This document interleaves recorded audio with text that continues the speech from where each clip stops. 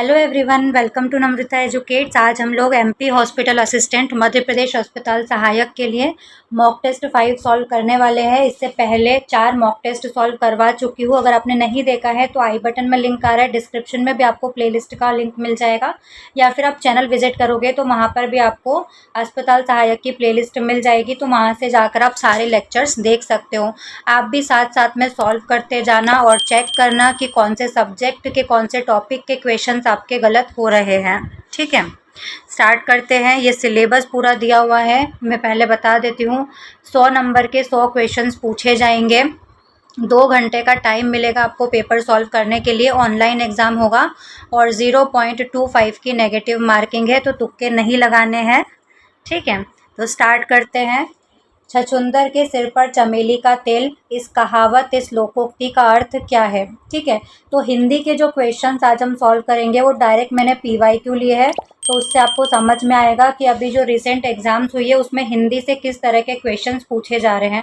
और भी पीवाईक्यू में चेक कर लूँगी, देखूँगी सारे सब्जेक्ट के। आज मैंने हिंदी के देखे थे, तो हिंदी के डायरेक्ट पीवाईक्यू लिए है। उससे आपको समझ में आएगा कि हिंदी से किस तरह के क्वेश्चन अभी एग्जाम्स में पूछे जा रहे हैं। ये डायरेक्ट पीवाईक्यू लिया है, जो अभी रिसेंट एग्जाम हुआ था उसमें पीवाईक्यू पूछा गया था। छछूंदर के सिर पर चमेली का तेल, ये एक लोकोक्ति है, एक कहावत है। इसका अर्थ क्या होता है? जीवन में आराम से रहना, अयोग्य व्यक्ति को मूल्यवान वस्तु प्राप्त होना, हर किसी को समान अधिकार मिलना, या फिर हर किसी के द्वारा सब्र करना। तो ऑप्शन बी इसका सही आंसर हो जाएगा। यहाँ पर ABCD लिख लेना। ठीक है, डायरेक्ट मैंने उससे स्क्रीनशॉट लिया था प्रीवियस ईयर पेपर से, तो वो ABCD इसमें नहीं आया है। छछूंदर के सिर पर चमेली का तेल, इस लोकोक्ति का मतलब होता है अयोग्य व्यक्ति को मूल्यवान वस्तु प्राप्त होना। किसी व्यक्ति को इतनी ऊंची चीज़, ऐसी कीमती वस्तु मिल जाती है जिसके वो लायक नहीं होता है, तब हम इस कहावत का यूज़ करते हैं, छछूंदर के सिर पर चमेली का तेल।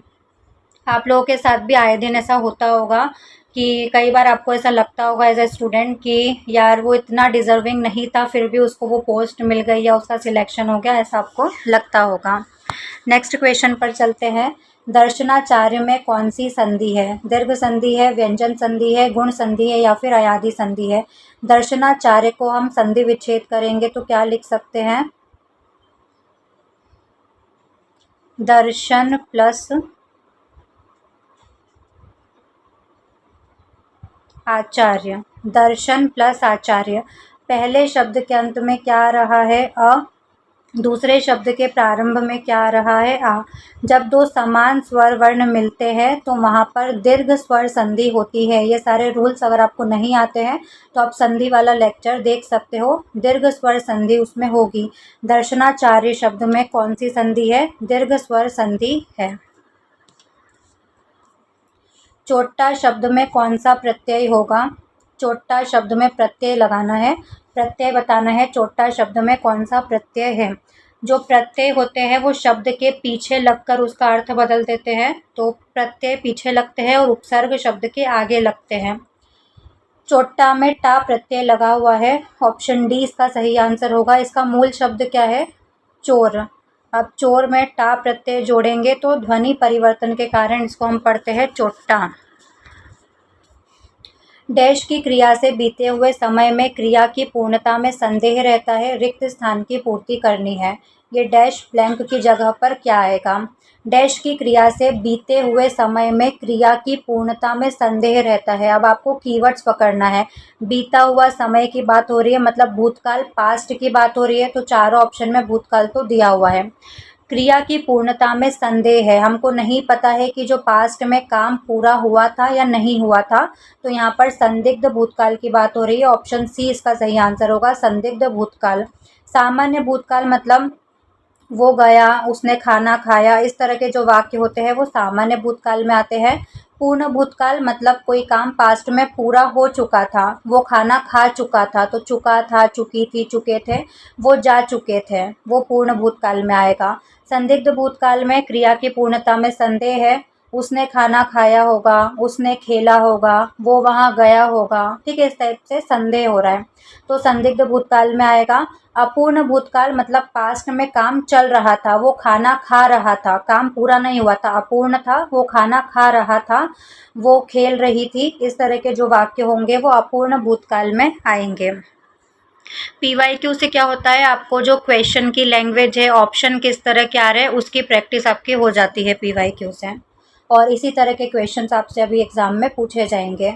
जिसने नींद पर विजय प्राप्त की हो उसके लिए उपयुक्त शब्द क्या होगा? जिसने नींद पर विजय प्राप्त की हो उसे क्या कहा जाएगा? निरंकुश, गुडाकेश, सुग्रीव या फिर सदाव्रत। तो ऑप्शन बी इसका सही आंसर होगा गुडाकेश। गुडाकेश कैसे बना है?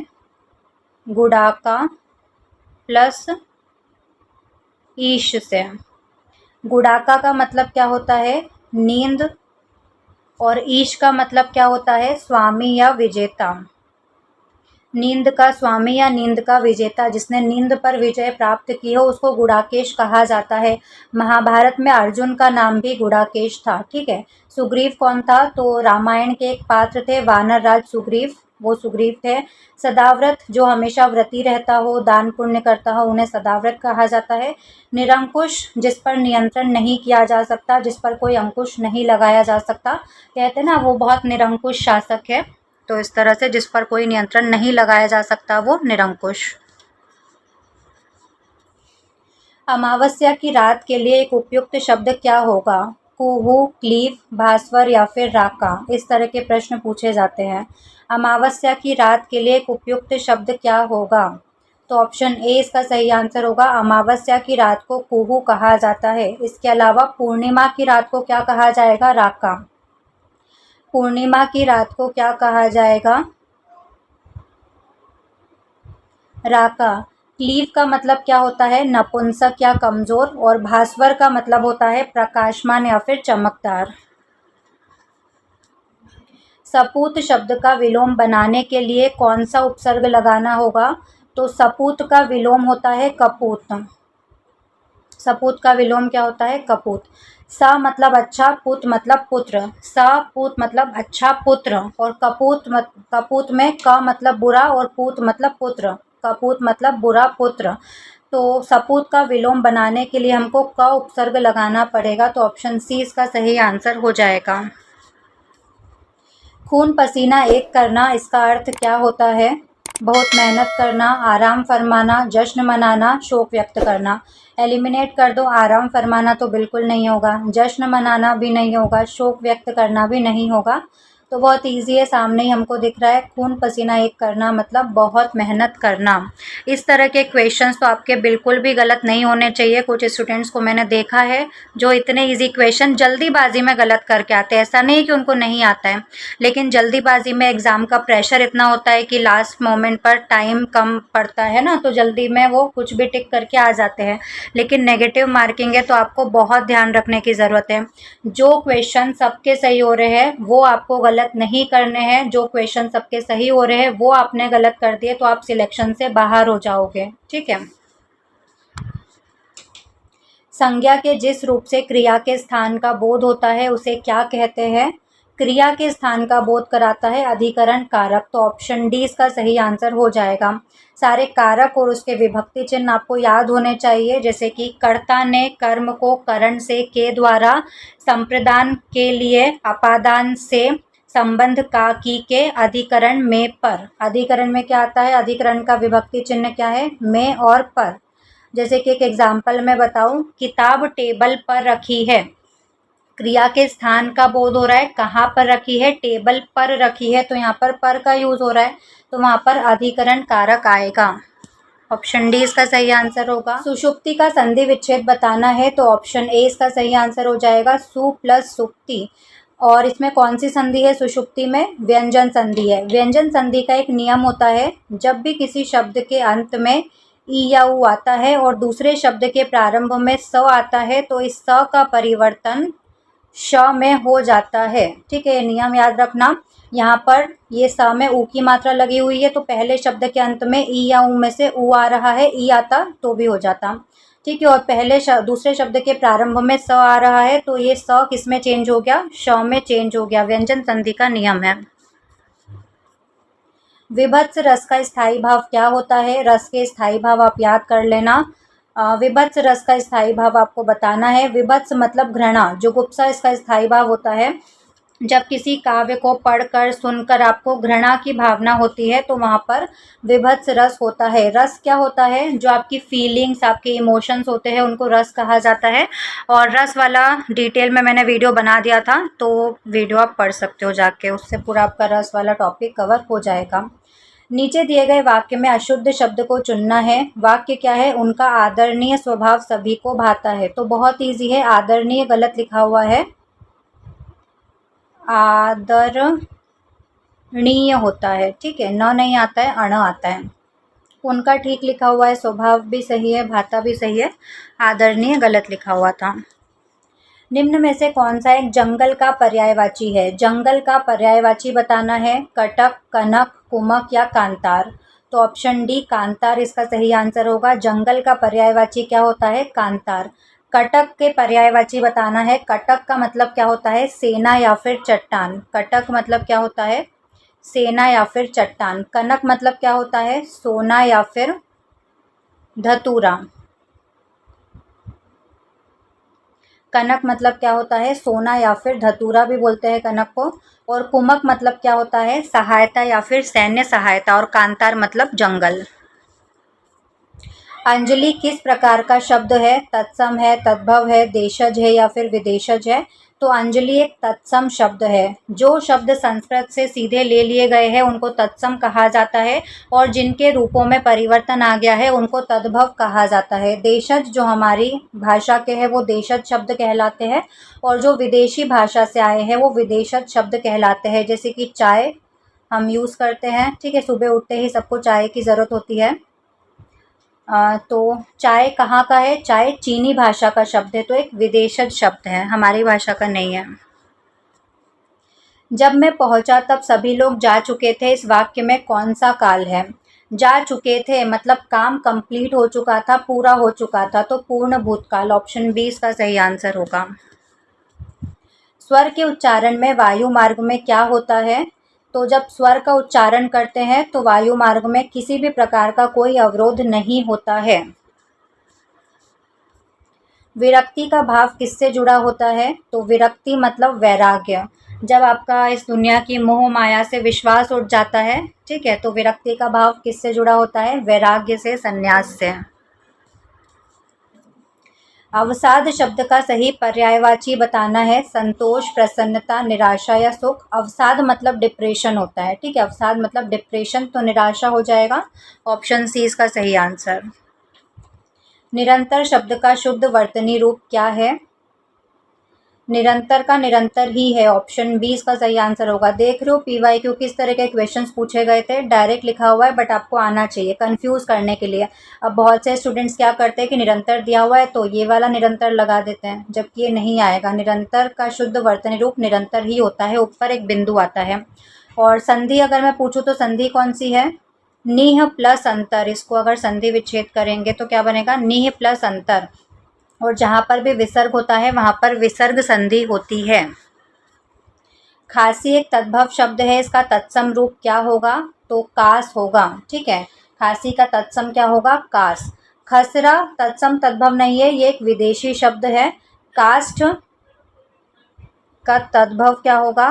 काठ होगा। और त्रास का तद्भव क्या होगा? तरास।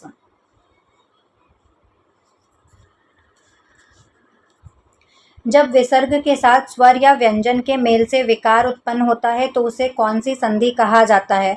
विसर्ग आ गया एक जगह तो विसर्ग संधि होगी। ऑप्शन बी इसका सही आंसर होगा, विसर्ग संधि। विप्लव शब्द का अर्थ क्या होता है? कविता, विद्रोह, व्यापार या विधान। तो विप्लव मतलब विद्रोह, क्रांति, तबाही। अपना उल्लू सीधा करना का अर्थ क्या होता है? केवल अपना फ़ायदा देखना। मुहावरे लोकोक्तियाँ तो बहुत इजी पूछे गए हैं, आप बता सकते हो। अपना उल्लू सीधा करना मतलब केवल अपना फ़ायदा देखना, और आजकल सब लोग यही करते हैं, सिर्फ अपना फ़ायदा सबसे पहले लोग देखते हैं। निम्नलिखित में से कौन सा स्वर नहीं है? ये भी पीवाईक्यू में पूछा गया है, ये आपको पता होना चाहिए। अ, क, ओ, आ। स्वर कौन सा नहीं है? तो क एक व्यंजन होता है। अ से अह तक स्वर होते हैं, क से ज्ञ तक व्यंजन होते हैं, ठीक है। नेक्स्ट क्वेश्चन, 1832 की कुस्तुनतुनिया की संधि ने किस देश को एक स्वतंत्र राष्ट्र के रूप में मान्यता दी थी? यूनान, ग्रीस को। ऑप्शन ए इसका सही आंसर होगा। बाघों की घटती आबादी को बचाने के लिए भारत में प्रोजेक्ट टाइगर किस वर्ष शुरू किया गया था? 1973 में शुरू हुआ था। कौन से राष्ट्रीय उद्यान से शुरू किया था? Jim Corbett national park Uttarakhand से शुरू किया गया था। महानदी पर कौन सा बांध बनाया गया है जो जल संरक्षण और बाढ़ नियंत्रण के लिए प्रसिद्ध है? महानदी पर हीराकुंड बांध बना हुआ है। ऑप्शन बी इसका सही आंसर होगा। भाखड़ा नांगल बांध सतलज नदी पर बना हुआ है। नागार्जुन सागर बांध कृष्णा नदी पर बना हुआ है। सरदार सरोवर बांध नर्मदा नदी पर बना हुआ है। निम्नलिखित में से कौन सा कृषि आधारित उद्योग का एक उदाहरण है? कृषि पर आधारित उद्योग कौन सा है? चीनी उद्योग, क्योंकि चीनी किससे बनती है? गन्ने से बनती है।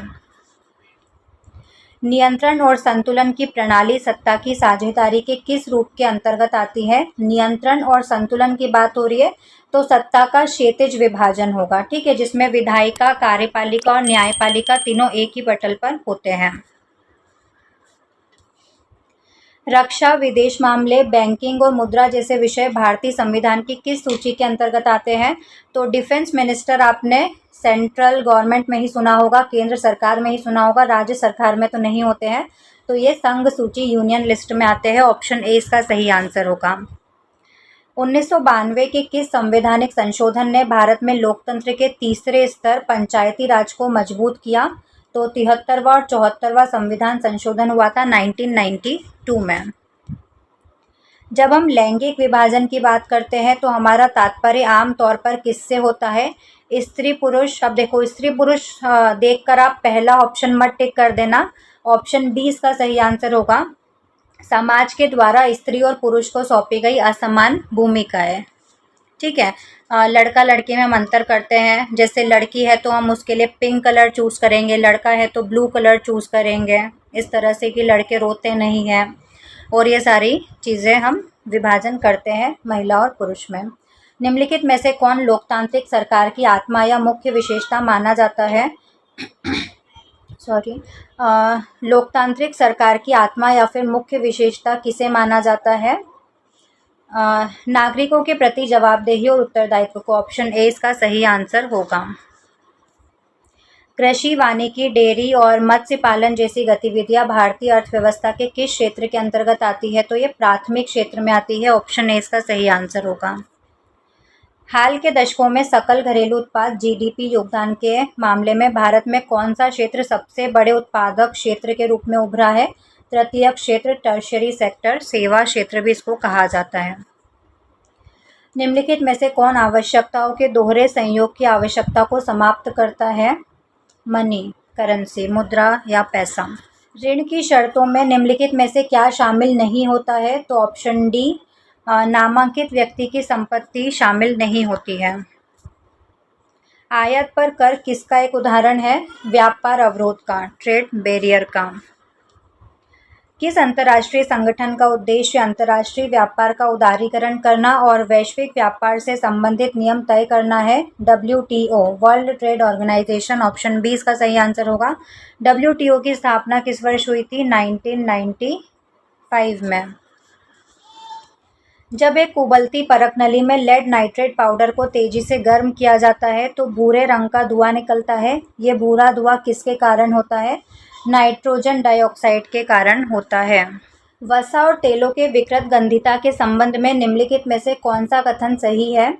तो ऑप्शन बी इसका सही आंसर होगा। ये ऑक्सीजन द्वारा सुगम होने वाली एक ऑक्सीकरण प्रक्रिया है, ठीक है। कोई भी खाना है तेल और वसा वाला अगर हम खुला छोड़ देते हैं, जैसे कि आपने चिप्स के पैकेट देखे होंगे, अगर हम उसको खुला छोड़ देते हैं 2-4 चिप्स खाने के बाद, तो उसमें थोड़े टाइम बाद स्मेल आने लगती है, गंदी सी, है ना। उसका जो टेस्ट है वो पूरी तरह से बिगड़ जाता है।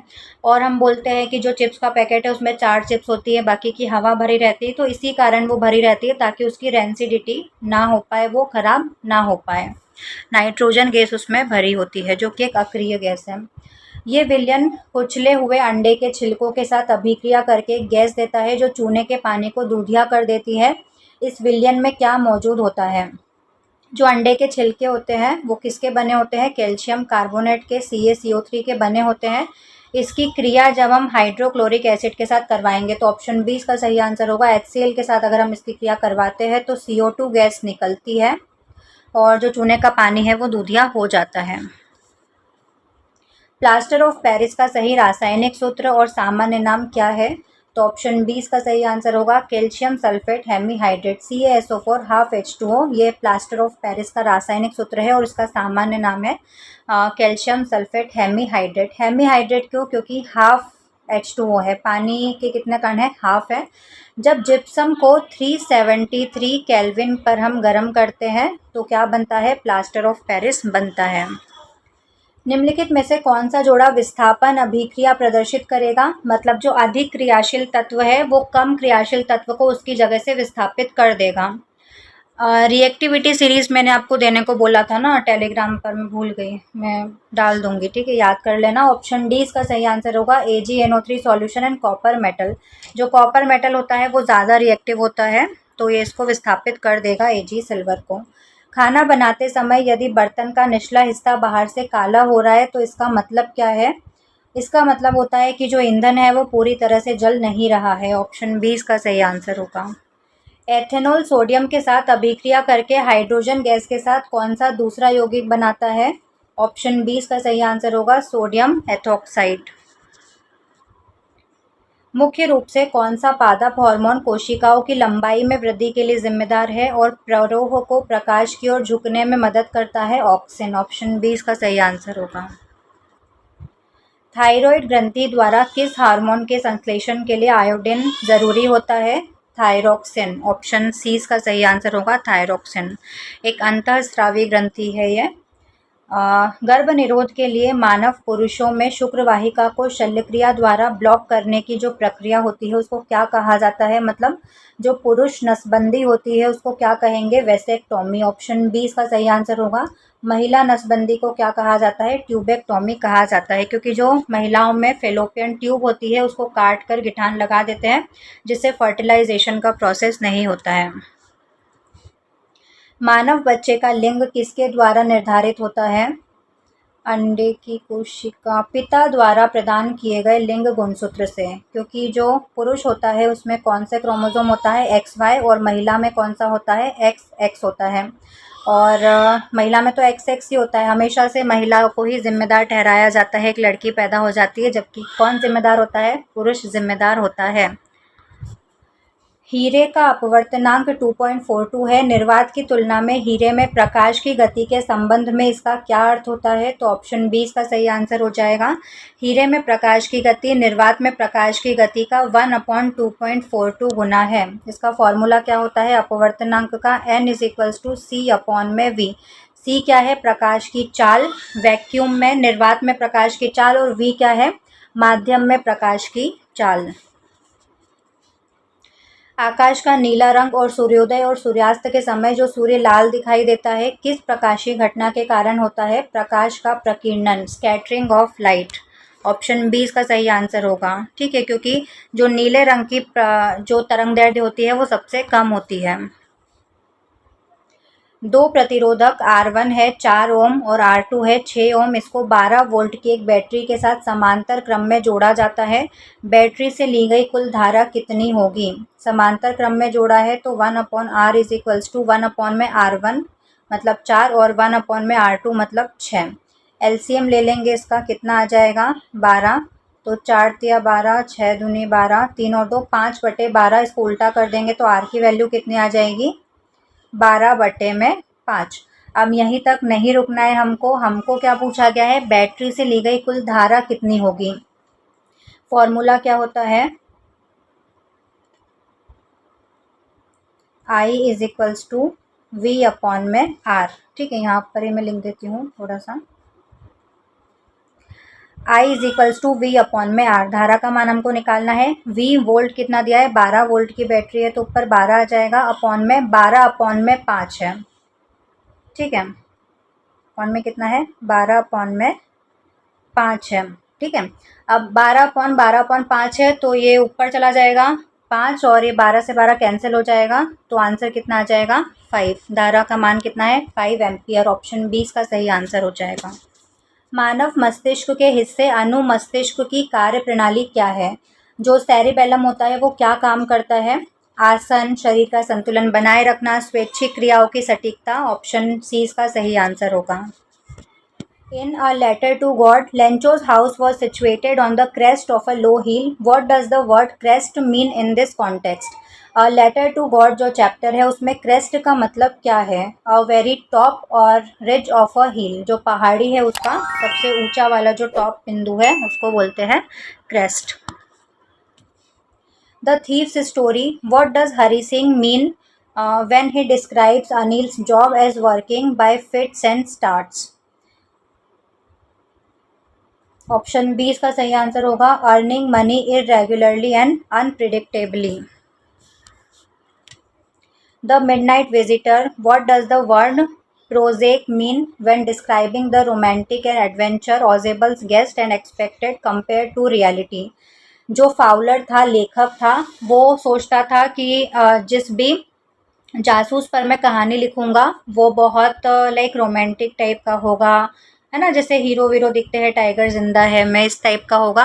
लेकिन जो ऑजेबल था वो मोटा था, सुस्त टाइप था, तो उसका जो एक्सपेक्टेशन था वो फुलफिल नहीं कर पाया। तो यहाँ पर प्रोजेक्ट का मतलब बताना है। ऑप्शन बी इसका सही आंसर होगा। डल, ऑर्डिनरी एंड अनइमेजिनेटिव, जैसा उसने इमेजिन किया ही नहीं था। In the making of a scientist, Richard Ebright's project on which insect led to his discovery of an unknown insect hormone. Option B, monarch butterflies. You dash worry about any immediate relapse. Option B इसका सही answer होगा। Need not. You need not worry, तुमको चिंता करने की जरूरत नहीं है about any immediate relapse. Hospital management noted that dash attention was paid to the old wing, resulting in dash structural complaints from patients. क्या आएगा इसमें? ऑप्शन बी इसका सही आंसर होगा। लिटिल और many. Hospital management noted that little attention was paid to the old wing, resulting in many structural complaints from patients, क्योंकि वो countable है और उसके साथ मैनी यूज होता है काउंटेबल नाउन के साथ। Dr. Kapoor dash research papers on hospital hygiene management for 15 years before he was promoted to director. Option C इसका सही आंसर होगा। had been publishing. The inventory team found that dash item in the emergency surgical kit had expired. Select the correct distributive determiner. कौन सा determiner आएगा इसमें? Option B इसका सही answer होगा। एवरी।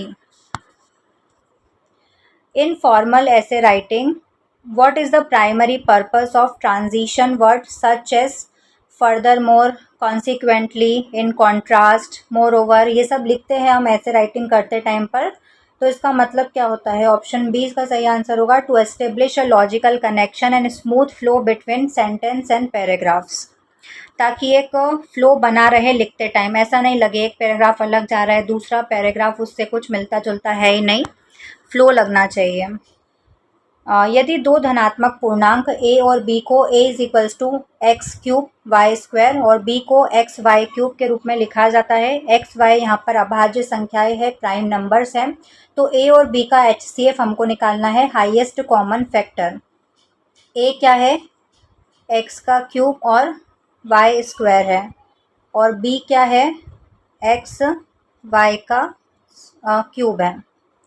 अब दोनों में कॉमन क्या है? जो दोनों में कॉमन होगा वो HCF हो जाएगा।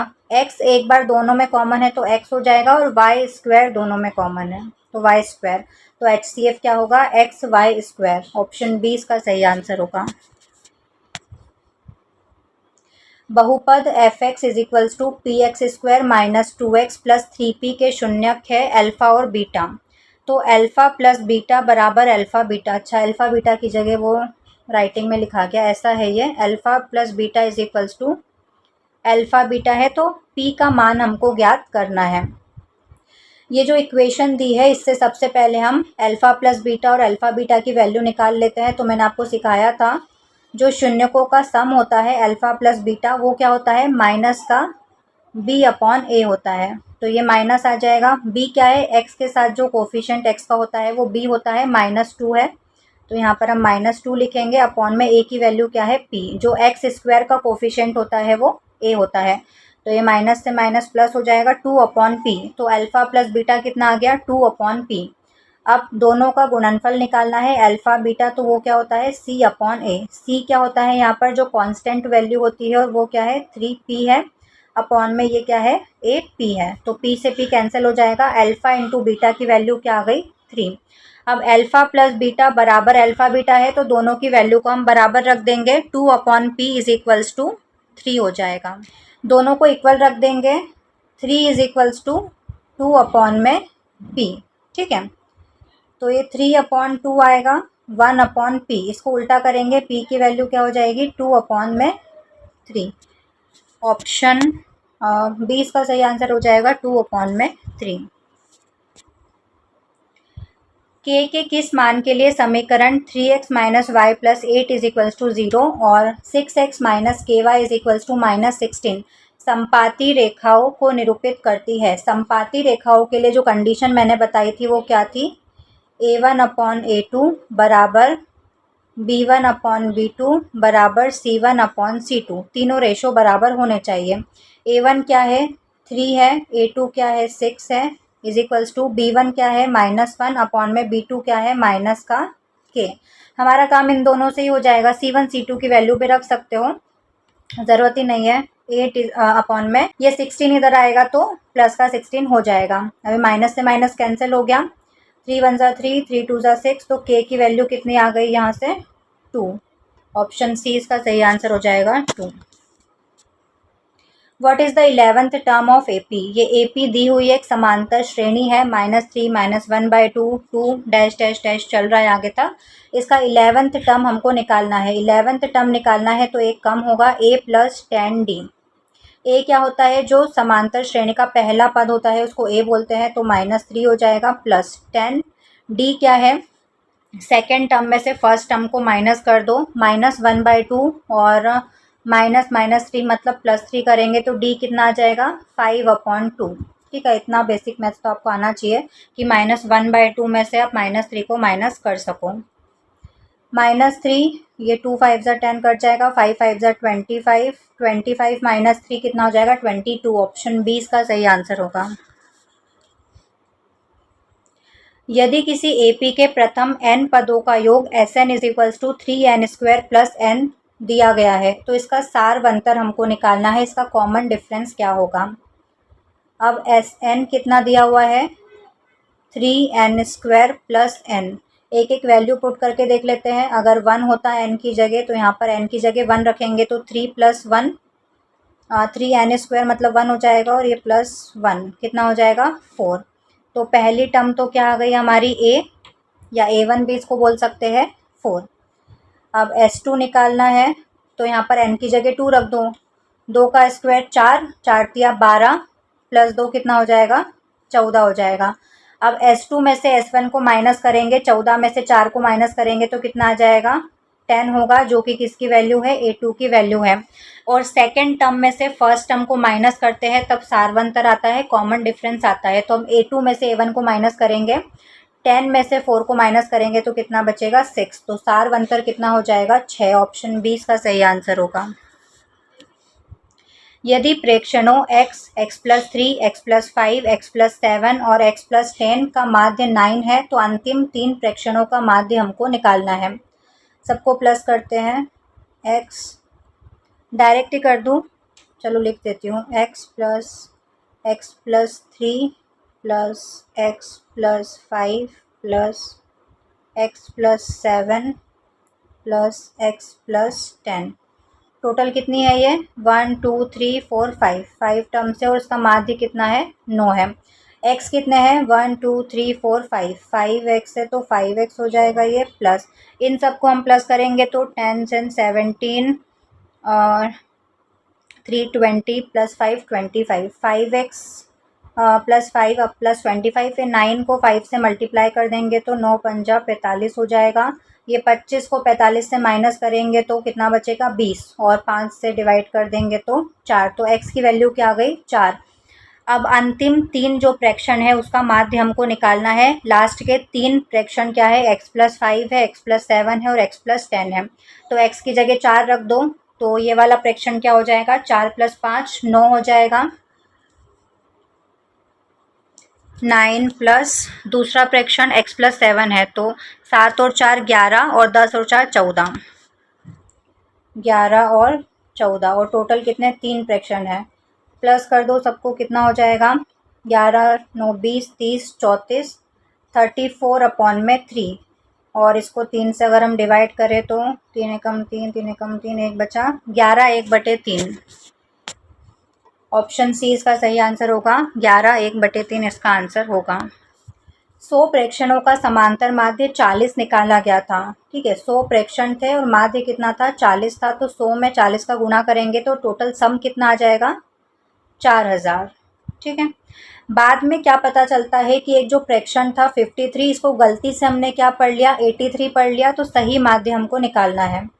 टोटल सम 4000 था, एक फ्रैक्शन 53 था, तो +53 करेंगे और जो गलत फ्रैक्शन था 83 उसको हम माइनस कर देंगे। इसको प्लस और माइनस करेंगे तो कितना आएगा, 0 4, इसमें से हम 83 को माइनस करेंगे तो 0 7 9 और 3 3970। और टोटल कितने थे, 100 फ्रैक्शंस थे। तो अपॉन में 100 से इसको डिवाइड कर देंगे, 0 से 0 कट जाएगा, एक 0 हटेगा तो यहाँ पॉइंट लग जाएगा, 39.7। ऑप्शन ए इसका सही आंसर हो जाएगा। अगर ये वैसे बहुत इजी क्वेश्चंस है, ठीक है, जिसको मैथ्स आता है थोड़ा बहुत भी, जिसका मैथ्स अच्छा है उससे तो आराम से ये सब बन गए होंगे। और जिसको मैथ्स आता है ना उसको फ्री के नंबर मिलेंगे, और जिसको मैथ्स नहीं आता है तो वो भी प्रैक्टिस कर लो आप, प्रैक्टिस से आपका सही हो जाएगा। यदि बिंदु A12 B00 CAB संरेखीय है, कोलिनियर है, मतलब एक लाइन में है तीनों पॉइंट्स, तो निम्नलिखित में से कौन सा संबंध सही होगा।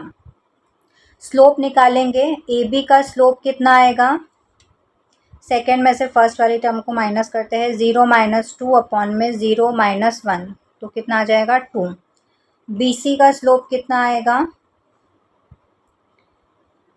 B - 0 और A - 0। ठीक है, ये जो सेकंड वाला पॉइंट लिखा हुआ है, ये इसमें सेकंड, पहले इसको माइनस करते हैं, 0 में से 2 को माइनस किया, फिर 0 में से 1 को माइनस किया, फिर इस B में से 0 को माइनस किया, फिर इस A से 0 को माइनस किया। इस तरह से निकालते हैं स्लोप। इसका स्लोप क्या आ गया, BC का B/A, दोनों को इक्वल रख देंगे, 2 = B/A, तो क्या बन गया, 2A = B। ऑप्शन बी इसका सही आंसर हो जाएगा। पाठ जो लखनवी अंदाज है, इसके माध्यम से सामंती वर्ग की बनावटी जीवन शैली पर तीखा कटाक्ष करने वाले जो लेखक है यशपाल जी, इनकी राजनैतिक और साहित्यिक विचारधारा मुख्य रूप से किस दर्शन से प्रभावित थी। दक्षिणपंथी परंपरावादी दर्शन से, मार्क्सवादी थे, रहस्यवादी अध्यात्म को ही साहित्य का मूल तत्व मानते थे, या फिर गांधीवादी अहिंसा के सिद्धांतों के कट्टर समर्थक थे। तो ये मार्क्सवादी थे। ऑप्शन बी इसका सही आंसर होगा, मार्क्सवादी विचारधारा से प्रभावित थे और उन्होंने अपनी रचनाओं में सामाजिक विषमता और ढोंग पर गहरा प्रहार किया है।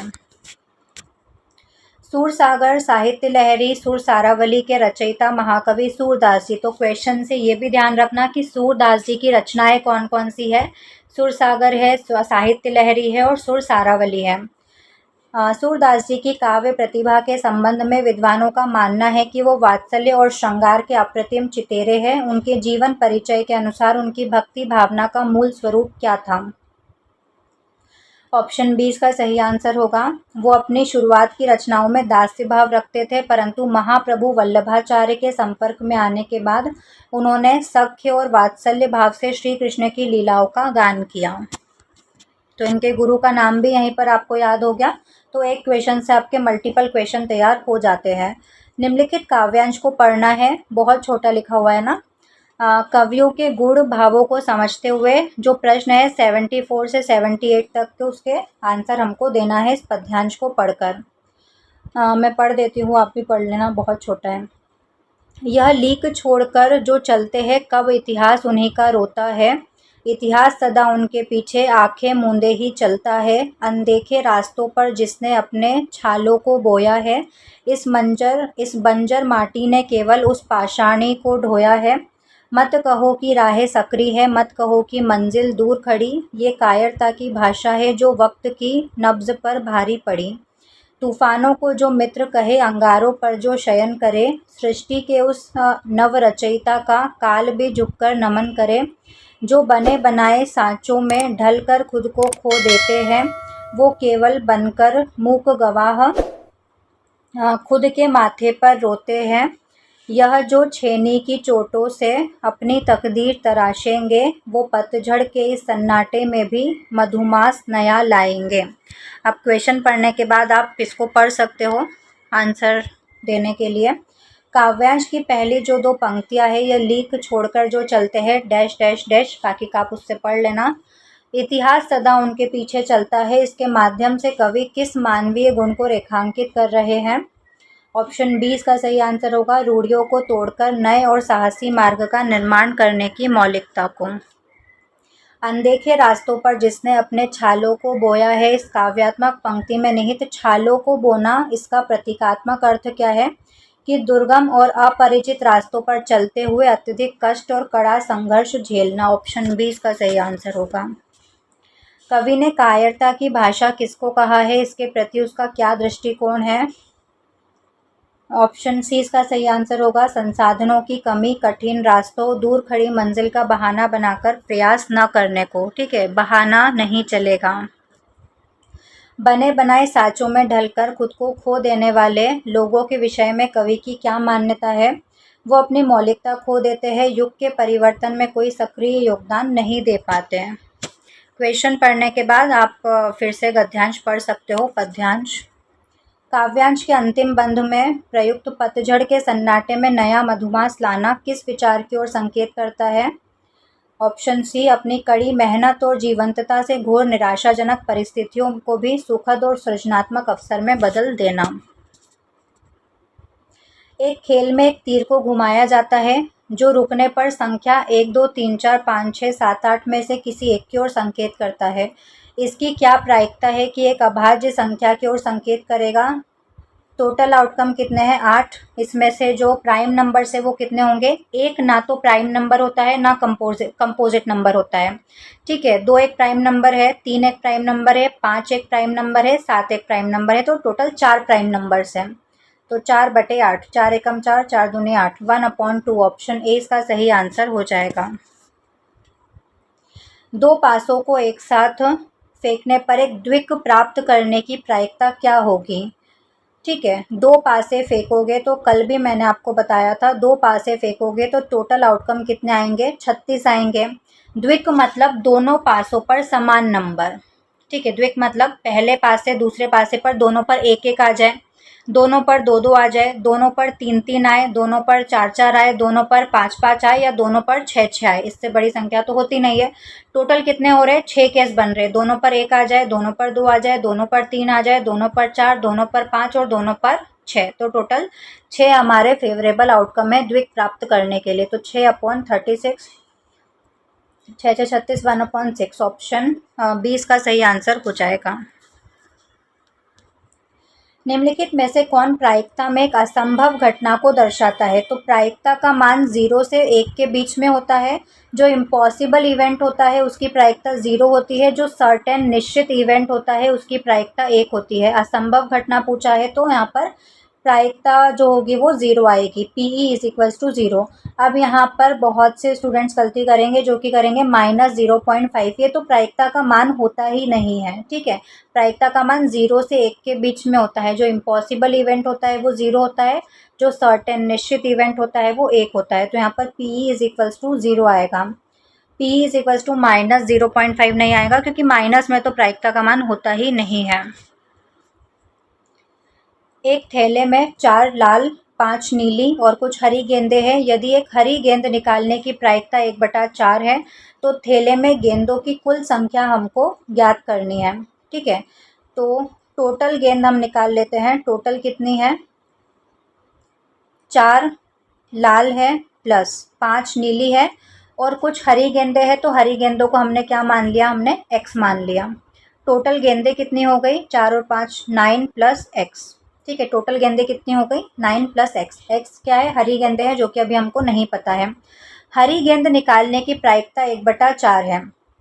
तो हरी गेंद निकालने की प्रायिकता 1/4 मतलब टोटल आउटकम कितने हैं, 9 प्लस x टोटल गेंदें है और हरी गेंदें कितनी है, x है। क्रॉस मल्टीप्लाई कर देंगे इसका, 4x is equals to 9 plus x। ये 4x में से एक x को माइनस करेंगे तो कितना बचेगा, 3x इज इक्वल्स टू 9। 3 से 9 को काट देंगे तो 3। तो हरी गेंदें कितनी है, 3, और 4 लाल 5 नीली और 3 हरी, तो कितनी हो जाएगी टोटल, 12 गेंदें। ऑप्शन ए इसका सही आंसर होगा।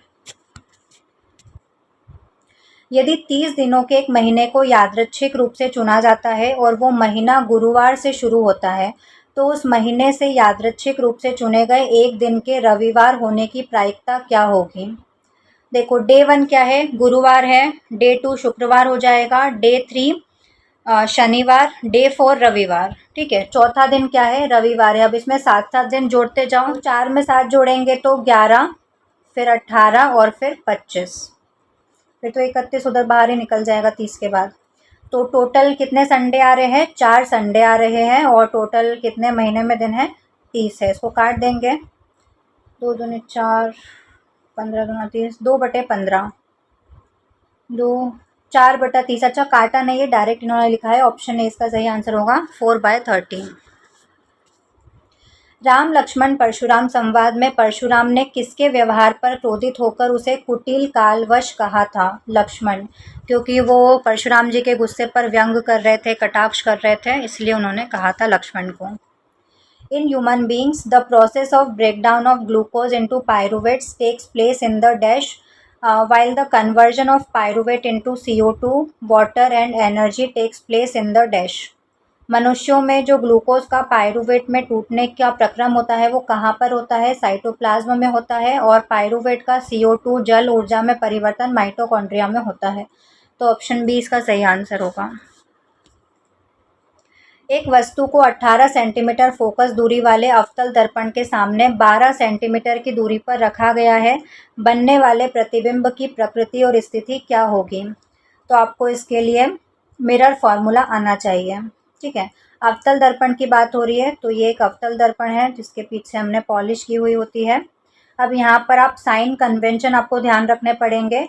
जब भी हम किसी वस्तु को रखेंगे तो मिरर के सामने रखेंगे, ये यहाँ पर रखेंगे, इनमें से कहीं मिरर के पीछे तो रखेंगे नहीं। हमको अपनी इमेज देखनी है तो हम मिरर के सामने खड़े होंगे, पॉलिश वाली साइड पर तो खड़े होंगे नहीं जहाँ से हमको इमेज दिखेगी नहीं।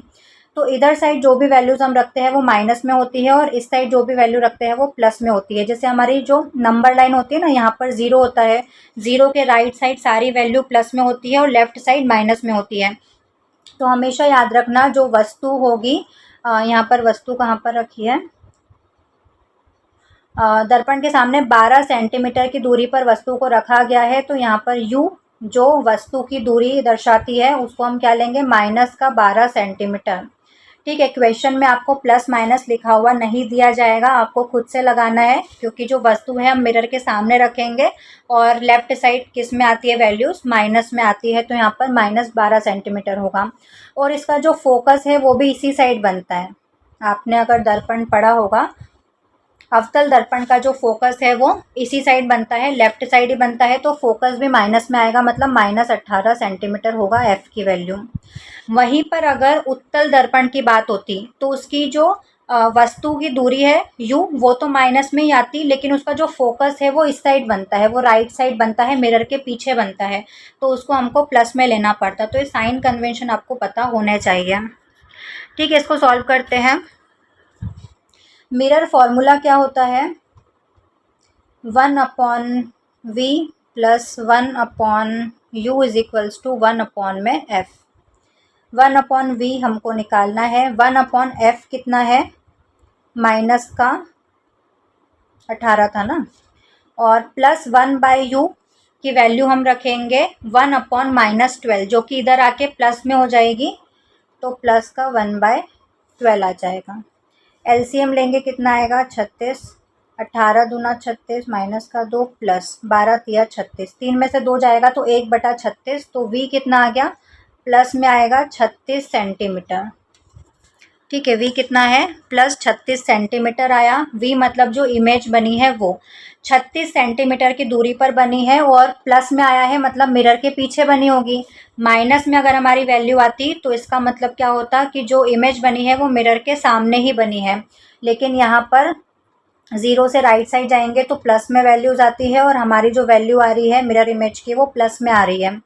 तो इसका मतलब, और जो भी इमेज मिरर के पीछे बनती है वर्चुअल बनती है, आभासी बनती है, सीधी बनती है और मिरर के पीछे बनेगी। तो ऑप्शन बी इसका सही आंसर होगा, वर्चुअल होगी, इरेक्ट होगी और बिहाइंड द मिरर होगी।